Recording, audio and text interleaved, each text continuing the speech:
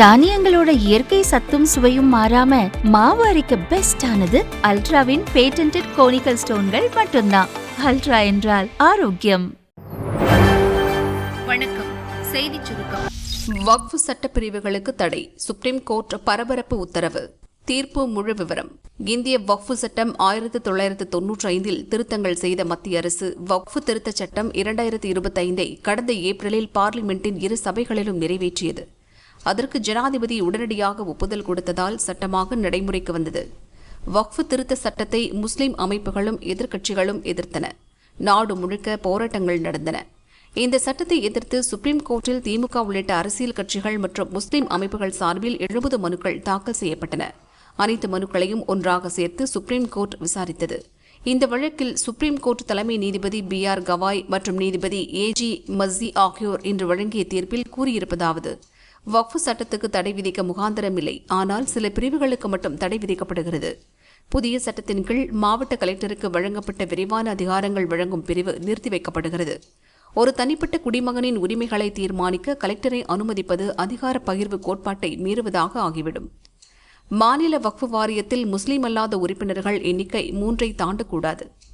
மத்திய வக்ஃப் கவுன்சிலில் முஸ்லீம் அல்லாத உறுப்பினர்கள் 4 பேருக்கு மேல் இருக்கக்கூடாது. குறைந்தபட்சம் 5 ஆண்டு இஸ்லாத்தை கடைபிடிக்கும் ஒருவர் மட்டுமே வக்ஃப் வாரியத்திற்கு சொத்து வழங்க முடியும் என்ற விதியும் நிறுத்தி வைக்கப்படுகிறது என நீதிபதிகள் கூறினர். இந்த தீர்ப்புக்கு பார்லிமெண்ட் விவகாரத்துறை அமைச்சர் கிரண் ரிஜிஜு வரவேற்பு தெரிவித்தார். இந்த வழக்கு குறித்து சுப்ரீம் கோர்ட்டுக்கு முழு விவரம் தெரியும். கோர்ட் என்ன முடிவு செய்திருந்தாலும் அது நம் ஜனநாயகத்துக்கு நல்லதாக இருக்கும் என நம்புகிறேன். ஏனெனில் இந்த சட்டமும் பார்லிமெண்டில் நிறைவேறும் போது சுப்ரீம் கோர்ட் அதை நிராகரிக்க முடியாது. அதைத்தான் சுப்ரீம் கோர்ட்டும் இன்று அங்கீகரித்திருக்கிறது. சுப்ரீம் கோர்ட் எந்த தீர்ப்பளித்தாலும் அது சமூகத்தில் தாக்கத்தை ஏற்படுத்தும். இன்றைய தீர்ப்பு ஒரு வகையில் பார்லிமெண்டின் முடிவை உறுதி செய்திருக்கிறது. தீர்ப்பில் எனக்கு திருப்தி என அமைச்சர் கிரண் ரிஜிஜு தெரிவித்தார். முதல்வர் ஸ்டாலின் தீர்ப்பு குறித்து கூறியதாவது: மத்திய அரசு அரசியலமைப்பு சட்டத்துக்கு எதிராக சட்டவிரோதமாக செய்த திருத்தங்களை நீக்குவதை நோக்கிய பயணத்தில் முக்கிய நகர்வாக இந்த தீர்ப்பு அமைந்துள்ளது. இந்த சட்டத்துக்கான மசோதா பார்லிமெண்டில் அறிமுகம் செய்யப்பட்டதிலிருந்தே திமுக தொடர்ச்சியாக எதிர்த்தது. சுப்ரீம் கோர்ட்டில் வழக்கு தொடர்ந்து இப்போது வெற்றியும் கண்டுள்ளது. மத்திய அரசு வக்ஃப் திருத்த சட்டத்தை திரும்பப் பெற வேண்டும் என வலியுறுத்தி திமுக அரசு சட்டசபையில் தீர்மானமும் நிறைவேற்றி ஆட்சி அதிகாரத்தை தவறாக பயன்படுத்தும் பாரதிய ஜனதா முயற்சிக்கு எதிர்ப்பு தெரிவித்தது. இன்றைய தீர்ப்பு இஸ்லாமியர்களின் மத உரிமைகளையும் அடிப்படை உரிமைகளையும் அரசியலமைப்பு சட்டத்தையும் சுப்ரீம் கோர்ட் பாதுகாக்கும் என மக்கள் கொண்டுள்ள நம்பிக்கையை வலுப்படுத்துகின்ற விதத்தில் அமைந்துள்ளதென ஸ்டாலின் தெரிவித்துள்ளார். நக்சல் பிரச்சினைக்கு விரைவில் முற்றுப்புள்ளி வைக்கப்படும், அமித்ஷா உறுதி. மத்திய உள்துறை அமைச்சர் அமித்ஷா சமூக வலைதள பதிவில் கூறியிருப்பதாவது: ஜார்க்கண்ட் மாநிலம் ஹசாரிபாக்கில் CRPF படையின் கோப்ரா பட்டாலியன் மற்றும் காவல்துறையின் கூட்டுக்குழு நக்சல் எதிர்ப்பு நடவடிக்கையில் பெரும் வெற்றியை பெற்றுள்ளது. இந்த நடவடிக்கையில் 1 கோடி ரூபாய் பரிசு அறிவிக்கப்பட்ட நக்சல் முக்கிய புள்ளி சக்தேவ் சோரன் என்ற பர்வேஷ் ஒழிக்கப்பட்டுள்ளான். கூடுதலாக சஞ்சல் என்ற ரகுநாத் ஹேம்பிராம் மற்றும் ராம் கேலவன் என்ற பெர்சன் கஞ்சு ஆகியோரும் பாதுகாப்பு படையினரால் சுட்டுக் கொல்லப்பட்டுள்ளனர். இந்த நடவடிக்கைகளை தொடர்ந்து வடக்கு ஜார்க்கண்டில் உள்ள பொகாரோ பகுதியில் நக்சல்வாதம் முற்றிலுமாக ஒழிக்கப்பட்டுள்ளது. விரைவில் முழு நாடும் நக்சல் பிரச்சினையிலிருந்து விடுபடும் என அமித்ஷா கூறியுள்ளார். இலவசங்கள் வழங்க நிதி இருக்கு, சம்பளம் வழங்க நிதி இல்லையா? தமிழக அரசுக்கு சுப்ரீம் கோர்ட் குட்டு. தமிழ்நாடு மருத்துவ பணியாளர் தேர்வு வாரியம் மூலம் தமிழகத்தில் உள்ள அரசு மருத்துவமனைகள், அரசு ஆரம்ப சுகாதார நிலையங்களில் ஒப்பந்த அடிப்படையில் 8000க்கும் மேற்பட்ட நர்சுகள் நியமிக்கப்பட்டனர். ஒப்பந்த செவிலியர்களுக்கு சம்பளமாக ரூபாய் 18,000 வழங்கப்படுகிறது. நிரந்தர செவிலியர்களுக்கு ரூபாய் 50,000 வரை ஊதியம் வழங்குவதைப் போல எங்களுக்கும் ஊதியம் வழங்க வேண்டும் என சென்னை ஹைகோர்ட்டில் ஒப்பந்த செவிலியர்கள் வழக்கு தொடர்ந்தனர். தொகுப்பூதியத்தில் பணியாற்றும் செவிலியர்களுக்கு நிரந்தர செவிலியர்களுக்கு இணையான சம்பளம் வழங்க வேண்டும் என ஹைகோர்ட் சில மாதங்களுக்கு முன் அதிரடி உத்தரவை பிறப்பித்தது. அதை எதிர்த்து தமிழக அரசு சார்பில் சுப்ரீம் கோர்ட்டில் மேல்முறையீடு செய்யப்பட்டது. இந்த வழக்கை நீதிபதிகள் விக்ரம்நாத், சந்தீப் மேத்தா அமர்வு இன்று விசாரித்தது. ஒப்பந்த செவிலியர்களை தமிழக அரசு சுயநலத்திற்காக பயன்படுத்துகிறதா, செவிலியர்களின் உழைப்பை அரசு அளவுக்கு அதிகமாக சுரண்டுகிறதா என கேட்டு தமிழக அரசுக்கு நீதிபதிகள் கடும் கண்டனம் தெரிவித்தனர். ஒப்பந்த செவிலியர்களை நிரந்தர செவிலியர்களாக நியமிக்கவும் சம ஊதியம் வழங்கவும் மறுக்கிறீர்களே ஏன் என நீதிபதிகள் கேட்டதற்கு மத்திய அரசிடமிருந்து உரிய நிதி தமிழகத்திற்கு கிடைக்கவில்லை என தமிழக அரசின் வழக்கறிஞர்கள் கூறினர். மத்திய அரசு நிதி தராததால் ஒப்பந்த செவிலியர்களின் ஊதியம் நிலுவையில் உள்ளதெனவும் தமிழக அரசு வழக்கறிஞர்கள் கூறினர். அந்த வாதத்தை நீதிபதிகள் ஏற்க மறுத்தனர். எதற்கெடுத்தாலும் மத்திய அரசை குறை சொல்லிக் கொண்டே இருக்காதீர்கள் என்ற நீதிபதிகள், ஒப்பந்த செவிலியர்களின் நலன் காக்க நீங்கள் ஏன் ஒரு தனித்திட்டத்தை தொடங்கக்கூடாது என கேட்டனர். நாட்டிலேயே சிறந்த மாநிலம் எனச் சொல்லும் தமிழக அரசின் செயல்பாடு ஏன் இப்படி இருக்கிறது? தமிழ்நாடு அனைத்திலும் வளர்ந்த மாநிலம், பொருளாதார ரீதியில் வளர்ந்த மாநிலம் என சொல்கிறீர்கள். ஆனால் மருத்துவ சேவை செய்யும் செவிலியர்களுக்கு உரிய ஊதியத்தை கொடுக்க மறுக்கிறீர்கள். இது எந்த வகையில் நியாயம்? இதை நாங்கள் ஏற்க முடியாது. இலவசங்கள் கொடுக்க அரசிடம் பணம் இருக்கிறது. ஆனால் செவிலியர்களுக்கு ஊதியம் வழங்க நிதி இல்லையா? ஒரு சட்டசபை தேர்தலுக்கு எவ்வளவு பணம் செலவழிக்கிறீர்கள்? ஆனால் சில ஆயிரம் செவிலியர்களுக்கு சம ஊதியம் கொடுக்க பணம் இல்லையா? உங்களது ஊழியர்களுக்கு ஊதியம் கொடுக்க வேண்டியது உங்கள் பொறுப்புதானே? அந்த பொறுப்பை நீங்கள் எக்காரணத்தை கொண்டும் தட்டிக் கழிக்க முடியாது எனவும் தமிழக அரசு வழக்கறிஞர்களை பார்த்து நீதிபதிகள் கூறினர். இந்த வழக்கில் மத்திய அரசும் செவிலியர்கள் சங்கமும் 4 வாரங்களுக்குள் பதில் மனு தாக்கல் செய்ய உத்தரவிட்டு வழக்கை நீதிபதிகள் ஒத்திவைத்தனர். அதிமுக ஓட்டு ஒரு காலத்திலும் விஜய் கட்சிக்கு போகாது. தாவேகாவுக்கு ஜெயக்குமார் அட்வைஸ். அண்ணாதுரை பிறந்த நாளை முன்னிட்டு அவரது உருவப்படத்துக்கு முன்னாள் அமைச்சர் ஜெயக்குமார் மாலை அணிவித்து மரியாதை செலுத்தினார். முதலமைச்சராக இந்த காலகட்டத்தில் பல்வேறு திட்டங்களை தமிழ்நாட்டுக்கு அளித்து வடக்கு வாழ்கிற தெற்கு தேய்கிறது அந்த நிலைமை இருக்கக்கூடாது என்ற வகையில் பல்வேறு திட்டங்களை எல்லாம் பேரறிஞர் அண்ணா அவர்கள் கொண்டு வந்து தமிழகத்தை தலைநிமிர செய்தவர் பேரறிஞர் அண்ணா அவர்கள். அவருடைய 117வது பிறந்த தினத்தை முன்னிட்டு கழகத்தின் சார்பில் பொதுச்செயலாளருக்கு புகழ் மாலை சூட்டினார் என்று நான் தெரிவித்துக் கொள்கின்றேன். அருமையண்ணன் KS அவர்கள், அதாவது செங்கோட்டையன் அண்ணன் அவர்கள் வந்து ஒரு கருத்து மன்னிப்பு மரபும் என்ற அந்த கருத்தை சொல்லியிருந்தார்கள். ஏன்னா இது குறித்து பொதுச்செயலாளர் தான் முடிவு செய்யணும். திருச்சியில் விஜய் வந்து பரப்புரை முன்னாடி எம்ஜிஆர் சிலை தொடர்ச்சியாக எம்ஜிஆர் முன்மொழிகிறார். அதாவது இப்போ புரட்சி தலைவர் எம்ஜிஆர் பேரறிஞர் அண்ணா அவர்கள் தமிழ்நாட்டை பொறுத்த உலகம் முழுவதும் தவிர்க்க முடியாத மாபெரும் சக்தி. எனவே அவர் அந்த மாபெரும் தலைவருடைய படத்தை உபயோகிக்கிறார் என்று சொன்னால் அது வந்து ஒரு வரவேற்க தகுந்த விஷயம்தான். ஏன்னா எங்கள் தலைவர் வந்து இன்றைக்கி வந்து உலகம் முழுவதும் எல்லா தலைவர்களாலும் ஏற்றுக்கொள்ளக்கூடிய ஒரு மாபெரும் தலைவர்களாக இருப்பது எங்களுக்கு மகிழ்ச்சி. ஆனால் அதே நேரத்தில் ஓட்டுக்கள் வருமா வராதா? கண்டிப்பாக வந்து அதிமுக ஓட்டு என்பது புரட்சி தலைவர் படத்தை பொறுத்தனாலையும் அண்ணா படத்தை பொறுத்தனாலும் அந்த ஓட்டு வந்து விஜய்க்கு போகாது. எனவே அது மட்டும் உறுதியாக நான் சொல்கிறேன். எனவே போய் வணங்கிட்டோம், போட்டுட்டோம். பேருந்தில் வந்து அண்ணாவுடைய அந்த திருவுருவம், புரட்சி திருவுருவம் அதெல்லாம் பதிச்சு போட்டோம். எங்களுக்கு மாறுபட்ட கருத்தில். ஆனால் அதே நேரத்தில் அது ஓட்டுகளாக கன்வெர்ட் ஆகுமானா அதிமுக ஓட்டு விஜய்க்கு போகணும்? ஒரு காலத்திலும் போகாது. எனவே அதில் வந்து விஜய்க்கு ஏமாற்றம் தான் மிஞ்சும். அது மட்டும் இல்லை, ஒரு சமயத்தில் அவர் அதாவது ஸ்டாலினை வந்து சொல்லும்போது, நீங்கள் கூட கேட்டீங்க ஒரு கேள்வி, ஸ்டாலினை வந்து சொல்லும்போது முன்கூட்டத்தில் ஹலோ இது ஸ்டாலின் அங்கிள் சொல்லிவிட்டு அப்படின்னு சொல்லி உங்களுக்கு நான் சொல்கிறேன்னு சொல்லிட்டு சொன்னார். அதுக்கப்புறம் ஒரு டெவலப்மெண்ட்டை போய்ட்டு சார் சிஎம் ஸ்டாலின் சார் அப்படின்றாரு. எங்கிட்ட கேட்டிருந்தாலும் ஒரு லீடு கொடுத்துருப்பவருக்கு சிஎம் ஸ்டாலின் சார்ன்றதை விட சிஎம் சாத்தான் சார்னு சொல்லியிருக்கணும். அவருடைய மகன் உதயநிதியை வந்து இந்த மைடியர் குட்டி சாத்தான் படம் பார்த்துருக்கீங்களா? அதை ஞாபகம் வச்சு அந்த உதயநிதி ஸ்டாலில் மைடியர் குட்டி சாத்தான் அப்படின்னு சொல்லியிருக்கணும். இது ரெண்டும் நான் கேட்டால் இப்படி சொல்லுங்கன்னு சொல்லியிருப்பேன்.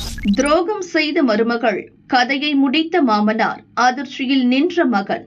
தேனி RMDC காலனியை சேர்ந்தவர் சதீஷ்குமார், வயது 42, தனியார் நிதி நிறுவனத்தில் பணிபுரிந்து வருகிறார். இவரது மனைவி ராஜபிரியா, வயது 40. இவர்களுக்கு 2 குழந்தைகள் உள்ளனர். ராஜபிரியா தனியார் பள்ளியில் ஆசிரியையாக வேலை பார்த்து வந்தார். பள்ளியில் இன்னொரு ஆசிரியருக்கும் ராஜபிரியாவுக்கும் நட்பு ஏற்பட்டது. நாளடைவில் அது கள்ள தொடர்பாக மாறியது. இது சதீஷ்குமாருக்கு தெரிய வந்ததும் மனைவியை கண்டித்தார். எங்கள் குடும்ப கௌரவத்தையே சீரழித்து விட்டாயே என திட்டினார். குழந்தைகளுக்காக திருந்திவிடு, பள்ளிக்கு வேலைக்கு செல்லாதே என சதீஷ்குமார் கூறியுள்ளார். ஆனால் ராஜபிரியா கேட்கவில்லை. தொடர்ந்து வேலைக்கு சென்றார். ஆசிரியருடன் கள்ளக்காதலை தொடர்ந்துள்ளார். பலமுறை கண்டித்தும் மனைவி கேட்காத நிலையில் 2 குழந்தைகளையும் சதீஷ்குமார் குச்சனூரில் உள்ள தனது பெற்றோர் பராமரிப்பில் விட்டார். நேற்றிரவும் ராஜபிரியா செல்போனில் கள்ள காதலனுடன் பேசிக் கொண்டிருந்ததாக கூறப்படுகிறது. அதன் பிறகு நள்ளிரவு 1 மணி வரை செல்போனில் சாட் செய்து கொண்டிருந்தார். இதனால் ராஜபிரியாவிற்கும் சதீஷ்குமாருக்கும் கடும் வாக்குவாதம் உண்டது. உடனே குச்சனூரில் உள்ள தனது தந்தை துரைசிங்கத்திடம் போனில் விஷயத்தை சொல்லி சதீஷ்குமார் அழுதுள்ளார். கோபமடைந்த துரைசிங்கம் மனைவி முனியம்மாளுடன் நள்ளிரவே மகன் வீட்டிற்கு வந்தார். இருவரையும் சமரசம் செய்ய முயன்றார். அதன் பிறகும் ராஜபிரியாவும் சதீஷ்குமாரும் சண்டை போட்டனர். இதனால் துரைசிங்கம் ராஜபிரியாவின் சித்தி பரமேஸ்வரியை போன் போட்டு வரவழைத்தார். பிரச்சினை தீரும் வரை உங்கள் வீட்டில் ராஜபிரியா இருக்கட்டும் என கூறி அதிகாலையில் அவருடன் அனுப்பி வைத்தார். சதீஷ்குமாருக்கு ஆறுதலாக இருக்கும் என்பதற்காக அப்பா துரைசிங்கம், அம்மா முனியம்மாள் இருவரும் அங்கேயே தங்கியிருந்தனர். நேற்று இரவு தனது சில டிரெஸ்களையும் மருந்து மாத்திரைகளையும் எடுப்பதற்காக ராஜபிரியா வீட்டிற்கு வந்தார். அப்போது மருமகள் ராஜபிரியாவுக்கு மாமனார் துரைசிங்கம் புத்திமதி சொல்லியிருக்கிறார். இதனால் இருவருக்கும் வாக்குவாதம் ஏற்பட்டது. உங்கள் வேலையை பார்த்துக் கொண்டு போங்கள் என ராஜபிரியா கூறியதால் துரைசிங்கம் ஆவேசமானார். என் மகனின் வாழ்க்கையை கெடுத்துவிட்டு திமிராக பேசுகிறாயா என ஆவேசமாக கத்தியுள்ளார். வீட்டிலிருந்த கத்தியை எடுத்து வந்து ராஜபிரியாவை சரமாரியாக குத்தினார். ரத்த வெள்ளத்தில் சரிந்த ராஜபிரியா சம்பவ இடத்திலேயே இறந்தார். இதை பார்த்து மகன் சதீஷ்குமாரும் மனைவி முனியம்மாளும் அதிர்ச்சியில் உறைந்து நின்றனர். மருமகளை கொலை செய்த துரைசிங்கம் பழனிச்செட்டிப்பட்டி போலீஸ் நிலையத்தில் சரணடைந்தார். பழனிச்செட்டிப்பட்டி போலீசார் விரைந்து சென்று சடலத்தை கைப்பற்றி பிரேத பரிசோதனைக்காக தேனி அரசு மருத்துவக் கல்லூரி மருத்துவமனைக்கு அனுப்பி வைத்தனர். தடயவியல் நிபுணர்கள் வந்து ஆதாரங்களை சேகரித்தனர். போலீசில் சரணடைந்த போது துரைசிங்கம் நிறைய மது குடித்திருந்தார். இதனால் அவரிடம் போலீசார் விசாரணை நடத்தவில்லை. இன்று காலை போதை தெளிந்ததும் தேனி டிஎஸ்பி முத்துக்குமார் துரைசிங்கத்திடம் விசாரணை நடத்தி வருகிறார். மருமகளை மாமனார் கத்தியால் குத்தி கொண்ட சம்பவம் தேனியில் பரபரப்பாக பேசப்படுகிறது. மக்கள் பிரச்சனையை எழுதி வைத்து படிக்கக்கூடாது. விஜயை கிண்டல் செய்த சீமான். தனது கொள்கை தலைவர்கள் குறித்து விஜயால் எழுதி வைக்காமல் அரை மணி நேரம் பேச முடியுமா என நாம் தமிழர் ஒருங்கிணைப்பாளர் சீமான் கேள்வி எழுப்பினார். இல்லை, அதில் என்ன நம்ம கருத்து சொல்ல முடியும்? அவங்க ஒரு கூட்டணி வச்சிருக்கிறாங்க. மத்தியில் ஆளுகிற பாரதிய ஜனதாவோட அந்த கட்சி தலைமைகளை போய் சந்திக்க வேண்டிய தேவை இருக்கும் தானே.